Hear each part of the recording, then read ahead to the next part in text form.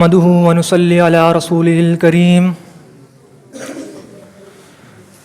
أما بعد فأعوذ بالله من الشيطان الرجيم بسم الله الرحمن الرحيم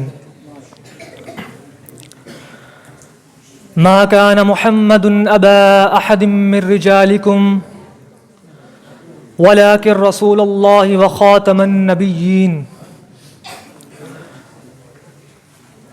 وقال النبي صلى الله عليه وسلم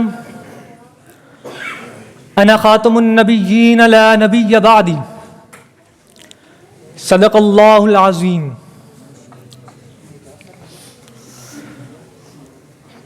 قول اکملت لکم ہے ثبت قرآن مجید،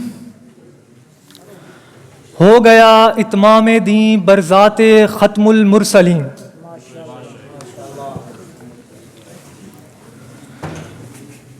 گرامی قدر معزز سامعین،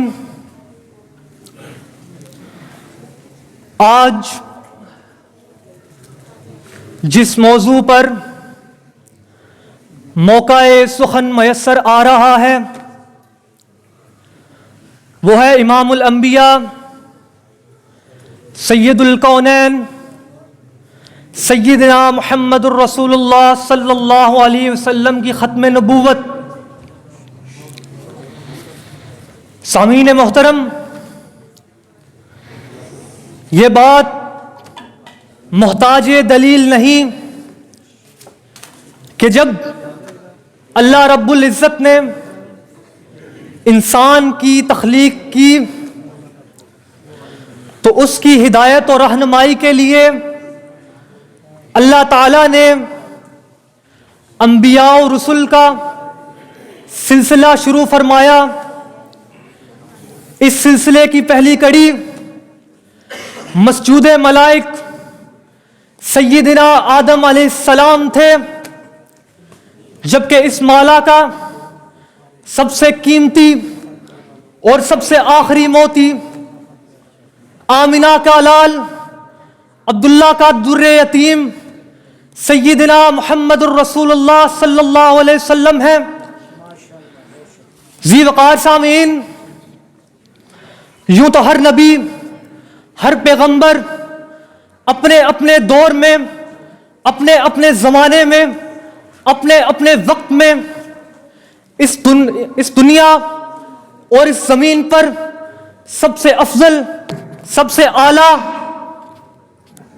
سب سے اولا، سب سے اکمل، سب سے مقرب ہوتا ہے. لیکن یہ بات بھی یہاں غور طلب ہے کہ ہمارے امام الانبیاء سیدنا محمد الرسول اللہ صلی اللہ علیہ وسلم کو اللہ تعالیٰ نے ان سب سے جدا تو نہیں مگر ان سب سے افضل ضرور بنایا. وہ کیسے؟ سنیے گا ذرا. ہر نبی اللہ تعالیٰ کا انتخاب ہوتا ہے، اور انتخاب بھی کیا لاجواب ہوتا ہے. کسی پر آگ گلزار بن جاتی ہے تو کسی پر آگ گلزار بن جاتی ہے تو کسی کی لاٹھی سانپ بن جاتی ہے، کسی کے ہاتھ میں لوہا موم بن جاتا ہے تو کسی کا تخت ہوا میں اڑنے لگتا ہے، کوئی بھی اذن اللہ کہہ کر مردوں کو زندہ کر دیتا ہے. سامعین محترم، غور طلب بات ہے، ذرا توجہ فرمائیے گا. اللہ تعالیٰ نے تمام جہاں والوں کے لیے آپ صلی اللہ علیہ وسلم کی نبوت کو عام کر دیا ہے. یہ بات بھی غور طلب ہے کہ اللہ تعالیٰ نے مجھے، آپ کو، قیامت تک کے آنے والے تمام لوگوں کو دین محمدی پر چلنے کی حکم نہیں بلکہ یہ ہمارا مقصد عین ٹھہرایا ہے. آپ سب کو اس بات کا اعادہ کرنا چاہیے کہ ذی وقار سامعین،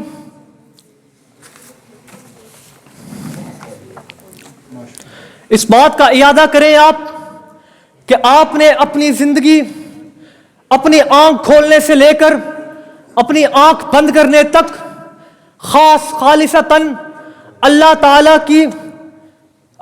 کی اطاعت اور اس کے نبی کے احکام پر چلتے ہوئے گزارنی ہے. اس بات کا بھی اعادہ کریں کہ اللہ تعالیٰ نے جتنے بھی نبی و پیغمبر اس دنیا میں نازل فرمائے، کسی کو نبوت سے سرفراز کیا تو کتاب بھی دے دی، تو کسی کو کتاب نہ دی مگر پچھلی شریعت پر چلنے کا حکم دیا. یہ بات بھی آپ سمجھ لیں کہ اللہ تعالیٰ نے الیوم اکملت لکم دینکم واتممت علیکم نعمتی ورضیت لکم الاسلام دینا میں ہمیں یہ واضح پیغام دے دیا ہے کہ تکمیل دین ہو چکا ہے، اب مزید احکام الہی کی ضرورت نہیں رہی. چونکہ احکام الہی کی ضرورت نہیں رہی لہٰذا اب کسی نئے نبی کی ضرورت نہ رہی. ان سب دلائل کے باوجود اگر کوئی شخص اسود عنسی کی طرح، مسیلمہ کذاب کی طرح، غلام احمد قادیانی کی طرح نبوت کا جھوٹا دعویٰ کرے تو وہ کذاب تو ہو سکتا ہے، وہ دجال تو ہو سکتا ہے، وہ جھوٹا تو ہو سکتا ہے، لیکن نبی نہیں ہو سکتا. لہذا اس فتنے کی سرکوبی کے لیے ضروری ہے کہ ہم میدان عمل میں سرگرم ہو جائیں. ہمیں ہر محاذ پر ختم نبوت کا دفاع کرنا ہے، ورنہ یہ ایمان فروش ہمارے ایمان پر بھی ڈاکہ ڈالیں گے. اور یہ ہو نہیں رہا بلکہ ہوتا آیا ہے. اس کا ایک ہی حل ہے کہ ہم سب دین محمدی پر اس قدر کامل انداز میں چلتے رہیں کہ دشمن کو موقع بھی نہ ملے کہ وہ ہماری کسی کمزوری پر وار کر سکے. میں اپنی تقریر کا اختتام اس شعر پر کروں گا: نہ جب تک کٹ مروں میں خواجہ یثرب کی حرمت پر، خدا شاہد ہے کہ کامل میرا ایمان ہو نہیں سکتا. بہت شکریہ.